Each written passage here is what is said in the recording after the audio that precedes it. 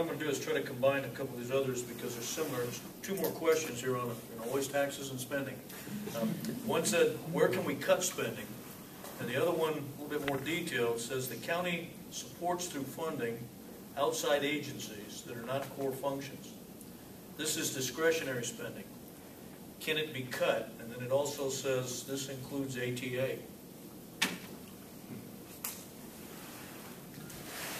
Well, you put quite a bit in those two questions for the time limit we have. Do you all know what a CIP is? You know, those are projects that are waiting, that haven't been funded, and requests that haven't been funded.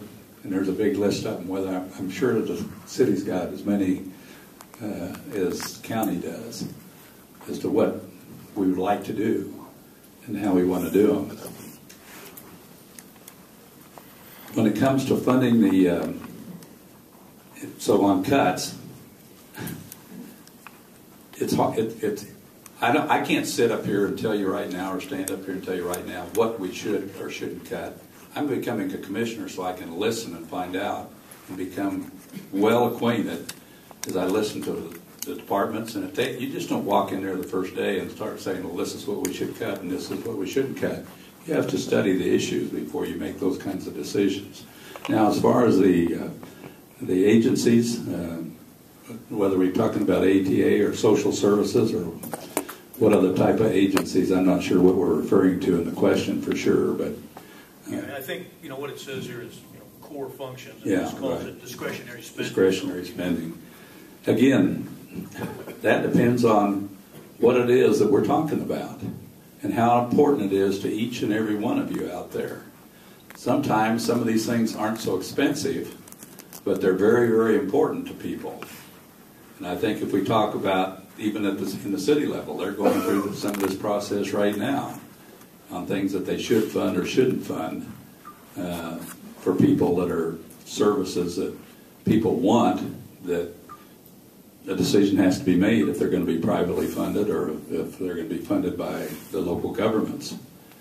And so we have to make decisions on those as they come up. And I'm not sure I can identify each and every one of those as to sitting here, standing here today without doing a lot of further study and acquainting myself with exactly what all the different priorities are going to be if I'm elected as commissioner. To me, the question cutting spending is really about how do you lower our taxes or flatten the tax. It shouldn't be inherently the only way to do that is to cut expenses. In business, when I'd have group meetings with my staff and we would set new profit goals, you can do that by cutting expenses and keeping your income flat, or you can generate more revenue. And again, I applaud the City and County Commission. It's simple, but it sends home a message. They directed staff to look at their fee structure when someone comes in and gets a copy, when someone gets a print, gets a photograph, uses GIS services. Are you charging that user a fair price for it? Some of those fees haven't been changed for a long time. So my first effort as a commissioner will be to see where we can increase revenues. And I get back to growth. Growth is here, and that's where revenue will come from. I mentioned the single-family permits. This is just in the city. Raleigh County's done about 18 permits so far this year, but that was $22 million in additional valuation compared to $16 million last year. So already in the first half of the year, we've had that growth. That's growth in revenue. So you do have to examine all the departmental expenses, which I mentioned before. They're doing that. You have to find efficiency. And most importantly, and again, we have the luxury of we're growing. We just can't grow staff. We've got to keep challenging them to do more with less. So we don't have to cut staff. We don't have to necessarily cut expenditures. We have to, through this growth period, continue to provide the level of service that's desired by the constituents. That's where it'll really come down to the city and county is what's desired. The final thing I would say on that is that you have to go to those meetings and voice your opinion. Well, I go along with that. That's going to be, if I'm elected, that's going to be very important on the discretionary spending, is hearing from the people. That's the main thing. The ADA-bus, I concentrate on more because it's, I guess I'm nosy, I don't know. I went to a study that the city of Manhattan paid $70,000 for. I had two men from Lincoln do a study on busing here in Manhattan quite a number of years ago as a forum, and then you had machines and you tallied the vote. To me, it looked a little bit slanted one way, but I talked to somebody personally about that. The ATA buses, I've got a customer, that several of them, and previous customers that are very passionate about that. And we get into dissertation about it, so I've got about 30-some calls here in the last 3 weeks. Why isn't there anyone on the ATA buses? So I've driven 1,000 miles. I've driven a lot of miles in campaigning and getting around the county. So what I'm doing now, every time an ATA bus comes by me, and the windows are pretty dark, and just again today, I saw a number of them on Anderson Avenue. One of them had at Fort Riley and then Green Valley. I saw not a single person on there. So that's one thing I'd like to look at. I hope the people that I do work for won't fire me for saying that, because I'm not against the ATA bus, but we can't have 15 or 20 buses driving around hauling less than one person per bus per hour, or et cetera. So that's one thing that I plan on looking at if I'm elected in the county commission. Where can we cut spending? Well, once again, I fall back on Alvin. He's done a marvelous job of making our county government very, very efficient. We do have a new entity in our county government that we're responsible for, which is the health department. We haven't had a full control under the health department, and it has about 37 staff in there, and I don't know where they go. I don't know if anybody knows where they go. They have 16 different programs.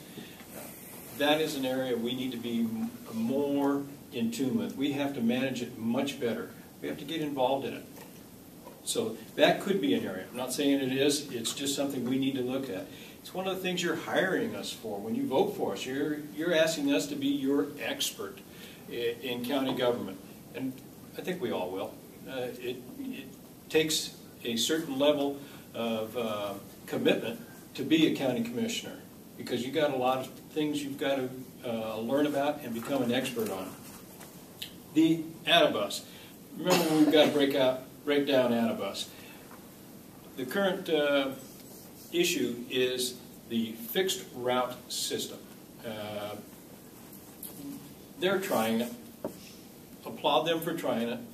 Don't fund it, but applaud them for trying it. See if they can make it work. See if they can be a economic viable entity.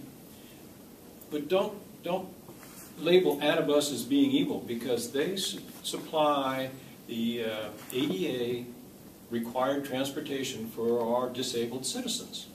And we've got to do it, and I'd much rather have a 501c doing it than have to establish another level of county government to provide that kind of service, which we're required to do.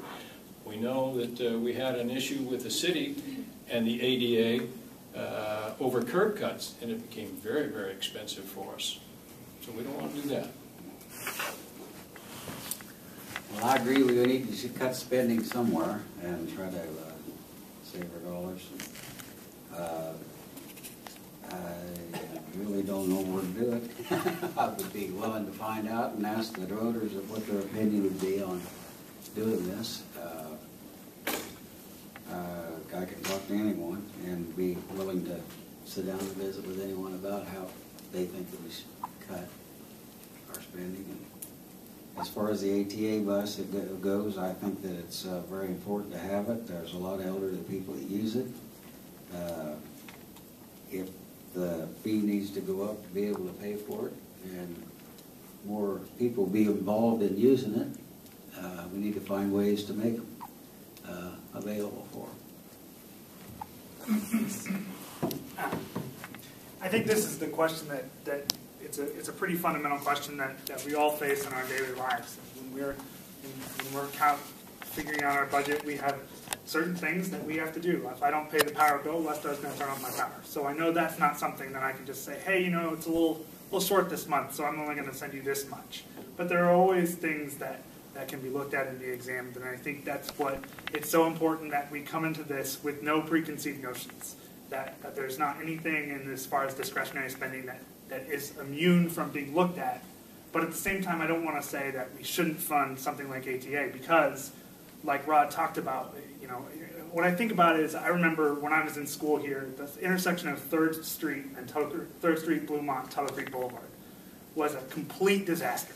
It was the traffic at the one stoplight back through the second stoplight, and it's gotten somewhat better now with the roundabout. But imagine that now in 20 years when there's even more people here. That infrastructure is not dynamic. We can't change that as it grows. So something like ATA, if the population continues to grow, our road system is not built to handle that much people. We've got, because it was built for a town of 25 or 30,000, and now we have more. So ATA going forward could be an example of spending money now to save money later, so that we don't find ourselves when we're at 65 or 70,000 people and it's the worst traffic in the state. So places where we can go and say, look, does this make sense to consolidate or do something? And they're talking about now with the health insurance at RCPD. Does it make sense for that insurance to stay with the county, or does it make sense for it to stay with the city? And I don't want to go to the point where we're cutting for the sake of cutting without thinking about, does this actually save us money in the long run? And I don't, like I said, I don't have any preconceived notions on that. And I think that it's vital that we look at it and say, does it save us money in the long run? If so, let's do it. If not, then let's don't do it, even if it's cheaper in the short run. So.